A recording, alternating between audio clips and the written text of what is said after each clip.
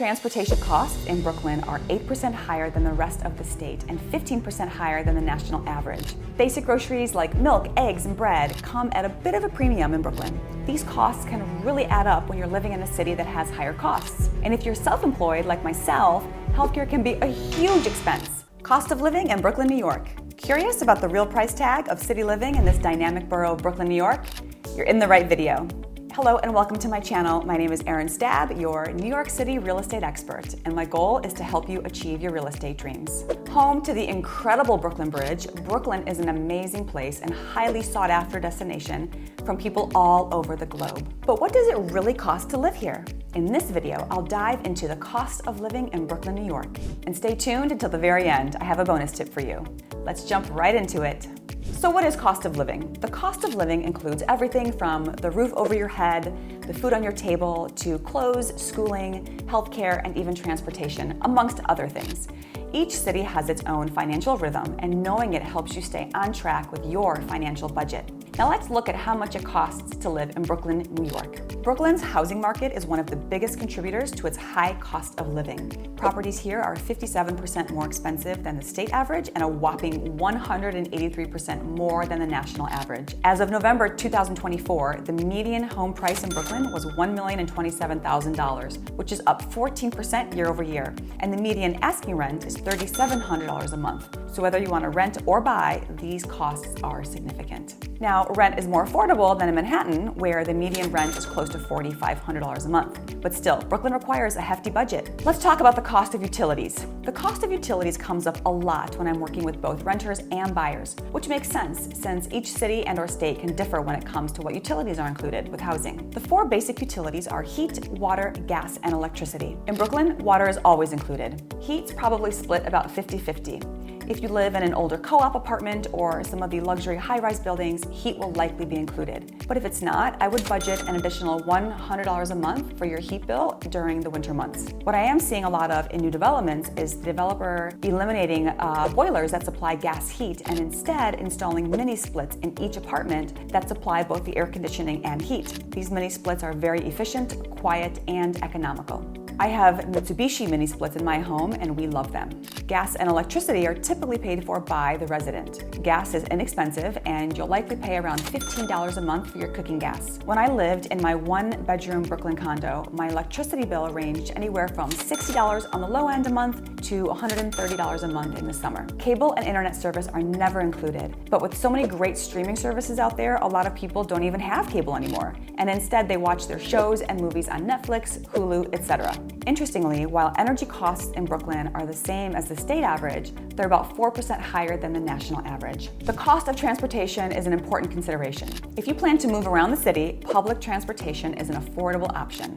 A subway or bus ride costs only $3 per trip, and thanks to the MTA's new fare capping program, your weekly costs will max out at $34 when you use the same Omni card or device. This makes getting around more predictable and budget-friendly. This also applies to taking the ferry. Now, if you drive, parking comes with its own set of challenges. Renting a parking space will cost you at least $300 a month, up to $600 or even $700 a month for an e-car or oversized vehicle. And Brooklyn's confusing parking rules and signs can easily lead to tickets, which range from $60 to $125. Gas prices hover right around $3.50 per gallon, although recently I have seen gas just under $3 a gallon. Taxis and car services like Ubers and Lyfts are not cheap in the city. The kicker is when you get stuck in that awful New York City traffic. If you're going to one of the local airports, a ride can range anywhere from $60 during off-peak to $130 or more during peak times. Transportation costs in Brooklyn are 8% higher than the rest of the state and 15% higher than the national average. So overall transportation costs can really add up, so be sure to budget for this.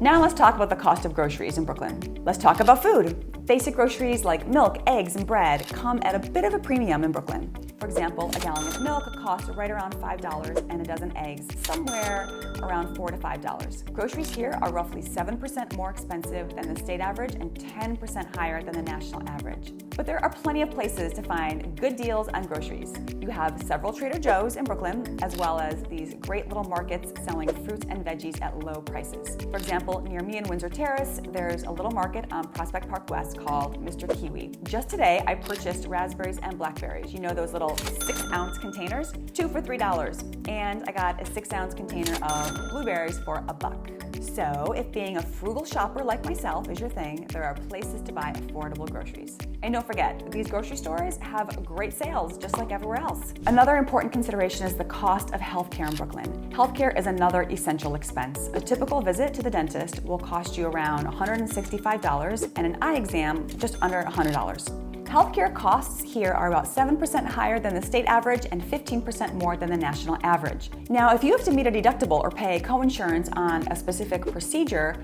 these costs can really add up when you're living in a city that has higher costs. And if you're self-employed like myself, healthcare can be a huge expense. Just a couple of years ago, before I got on my husband's health insurance, I was paying close to $1,000 a month for my healthcare.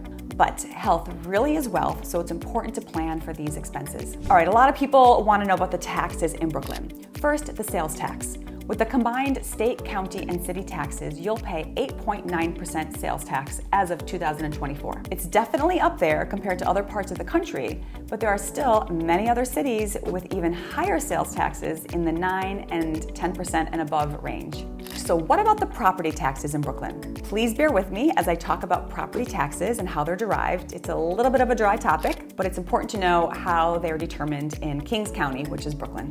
Property tax rates are determined by the city's classification system, which categorizes properties into 4 tax classes, each with its own tax rate. For our purposes, we're going to talk about 2. Class 1 are 1 to 3 family residential properties with a tax rate of 20%. Class 2 are residential properties with more than 3 units with a tax rate of 12.5%. It's important to note that these rates are applied to the assessed value of the property, not its market value. This is where the confusion sets in. For Class 1 properties, the assessed value is typically 6% of the market value, while for Class 2, it's about 45%. Additionally, there are caps on how much the assessed value can increase annually. Thank goodness. For Class 1, the assessed value cannot increase more than 6% each year or more than 20% over 5 years. Class 2, the assessed value cannot increase more than 8% each year or more than 30% over 5 years. These limitations help prevent sudden spikes in property taxes due to rapid increases in market value. Kings County has an average rate of approximately 0.52%. So what does that even mean? This means that for a home with a median market value of $562,000, the annual property tax would be around $2,900, and that breaks out to be $241 a month.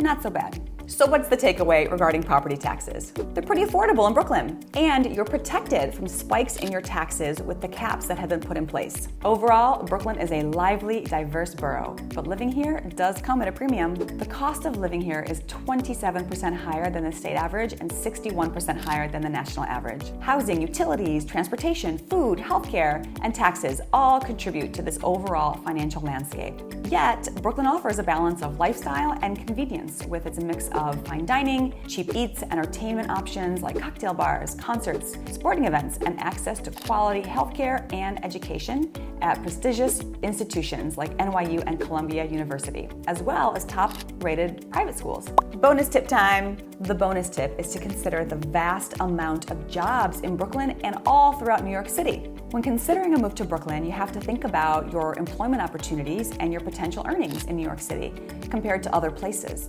So many people move here for amazing jobs in finance, healthcare, and tech, just to name a few fields. And along with those opportunities usually comes a healthy salary and job growth, so you can afford to live here. If you like this video and would like to see more videos, please click on the like and subscribe boxes on the screen and share it with a friend. Once again, my name is Erin Stabb. I'm a real estate agent from New York City. And if you'd like to work with me, my contact information is in the description box below. Thank you so much for watching. I'll see you in the next video. And remember that my goal is to help you achieve your real estate dream.